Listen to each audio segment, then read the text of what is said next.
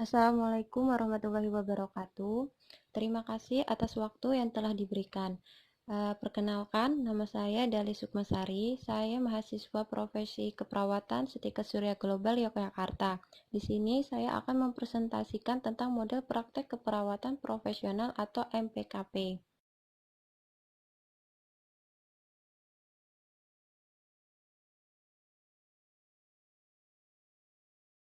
Di sini ada beberapa pengertian tentang MPKP, yaitu model praktek keperawatan profesional merupakan salah satu sistem struktur yang memungkinkan perawat memberikan asuhan keperawatan secara profesional dan berkualitas.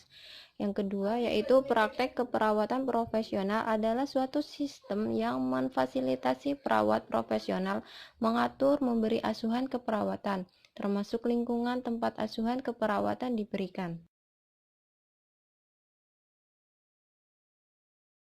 Tujuan model keperawatan: menjaga konsistensi asuhan keperawatan, mengurangi konflik tumbang tindih dan kosongnya pelaksanaan asuhan keperawatan, menciptakan kemandirian dalam memberikan asuhan keperawatan, memberikan pedoman dan menentukan kebijakan dan kepuasan, menjelaskan dengan tegas ruang lingkup dan tujuan asuhan keperawatan bagi setiap anggota keperawatan.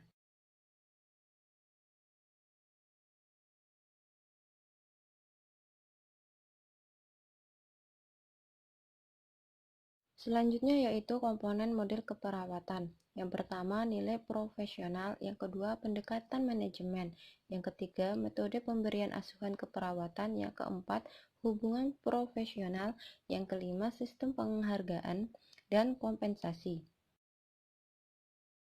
Selanjutnya yaitu model praktek keperawatan profesional.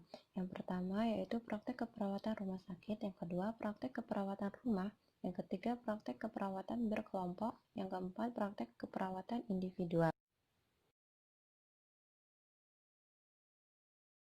Selanjutnya yaitu praktek keperawatan rumah sakit.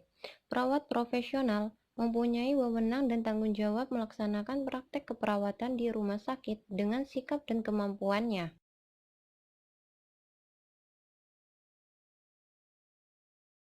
Selanjutnya yaitu praktek keperawatan rumah. Bentuk praktek keperawatan rumah diletakkan pada pelaksanaan pelayanan atau asuhan keperawatan sebagai kelanjutan dari pelayanan rumah sakit. Kegiatan ini dilakukan oleh perawat profesional rumah sakit atau melalui pengikutsertaan perawat profesional yang melakukan praktek keperawatan berkelompok. Yang ketiga yaitu praktek keperawatan berkelompok. Beberapa perawat profesional membuka praktek keperawatan selama 24 jam kepada masyarakat yang memerlukan asuhan keperawatan dengan pola yang diuraikan dalam pendekatan dan pelaksanaan praktek keperawatan rumah sakit dan rumah.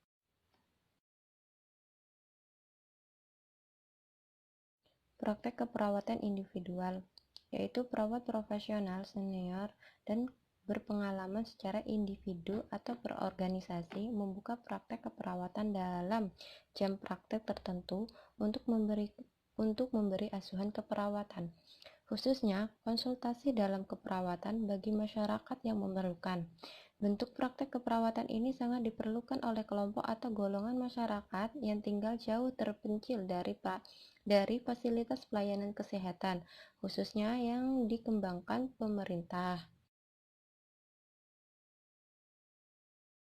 Selanjutnya yaitu kualitas pelayanan keperawatan. Yang pertama, meningkatkan asuhan keperawatan kepada pasien.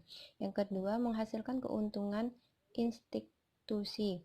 Yang ketiga, mempertahankan eksistensi institusi.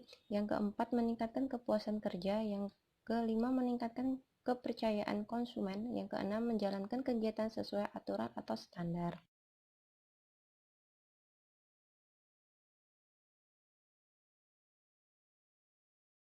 Penetapan jenis tenaga keperawatan. Yang pertama yaitu kepala ruang.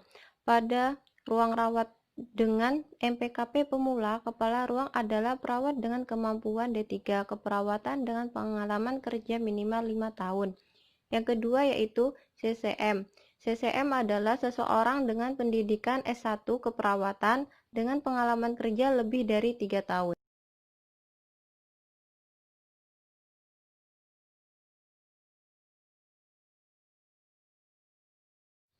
Yang keempat yaitu perawat associate atau PA. Pada PMKP pemula, perawat associate adalah yang berpendidikan D3 keperawatan dan tidak menutup kemungkinan masih ada yang berpendidikan SPK. Tugas PA adalah bertanggung jawab dan melaksanakan asuhan keperawatan pada klien yang menjadi tanggung jawabnya, melaksanakan dokumentasi keperawatan dan berkoordinasi dengan perawat primer untuk melaksanakan asuhan keperawatan.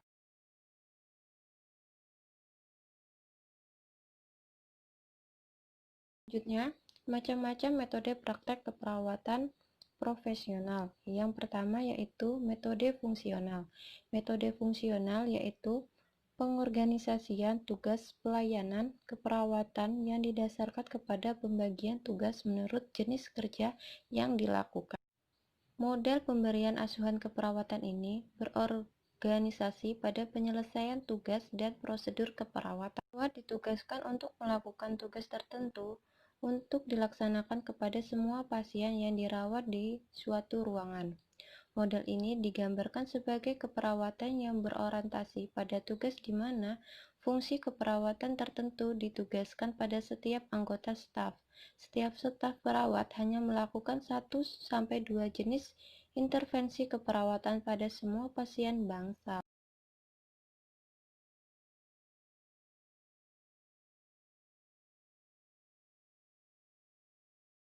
Selanjutnya yang kedua yaitu metode keperawatan total. Metode keperawatan asuhan pasien total adalah model pengelolaan asuhan pasien yang paling tua. Pada metode ini, perawat bertanggung jawab total untuk memenuhi semua kebutuhan pasien yang dikelola selama waktu kerja mereka.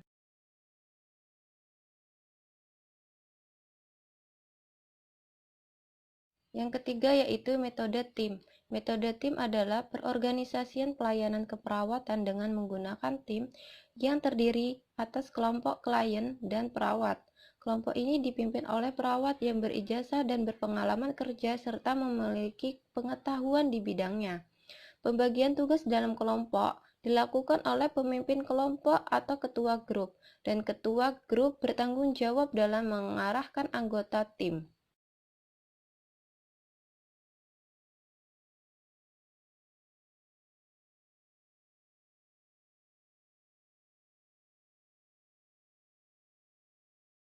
Yang keempat yaitu metode primer.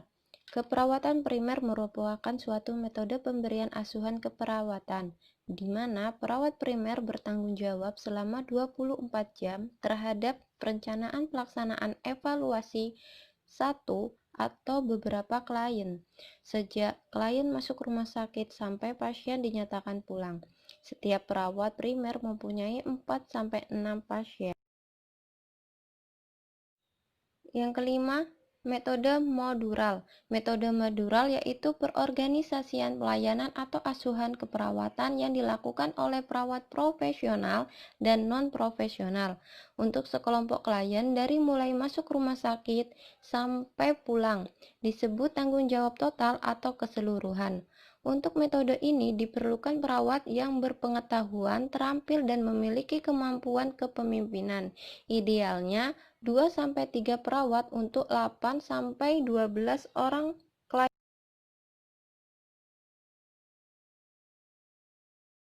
Selanjutnya yaitu karakteristik MPKP. Yang pertama, penetapan jumlah tenaga keperawatan sesuai jumlah klien. Yang kedua, penetapan jenis tenaga keperawatan. Yang ketiga, penetapan standar rencana asuhan keperawatan. Yang keempat, penggunaan metode modifikasi keperawatan primer.